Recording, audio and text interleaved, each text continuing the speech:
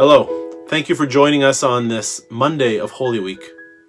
As we've passed through Jesus' entry to Jerusalem in the Palm Sunday reading, we now take time over the next 3 days to look at 3 parts of Matthew's Gospel in preparation for Maundy Thursday. In today's passage, Jesus is tested by the religious leaders, and his response gives us the 2 great commandments. Our reading today comes from Matthew chapter 22, verses 34 to 40. When the Pharisees heard that he had silenced the Sadducees, they gathered together, and one of them, a lawyer, asked him a question to test him. "Teacher, which commandment in the law is the greatest?" He said to him, "You shall love the Lord your God with all your heart and with all your soul and with all your mind. This is the greatest and first commandment. And a second is like it.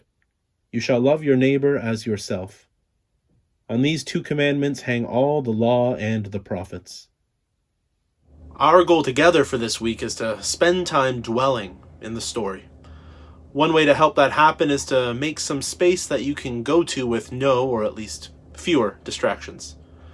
So maybe your call to action for today is to clean the house a bit, or maybe it is to take the time to create a devotional space, even if just for the next week. I've created this space in my basement office. You see I've got a few candles here and a cross and a hymnal and a Bible. Simply cleared off a shelf, put those items on there, and maybe for you that space is on one end of your dining room table, or maybe it's just your favorite chair with a candle placed nearby. So over the next week, as we take time to read the lessons each day, I know I'll take some time in this space to reflect on the powerful story we've read and what it means for me today. So thank you for joining us today. Take time to reflect on the passage we just heard. Read it again in your own Bible or in the video description below, and think about how the great commandments are lived out in your life.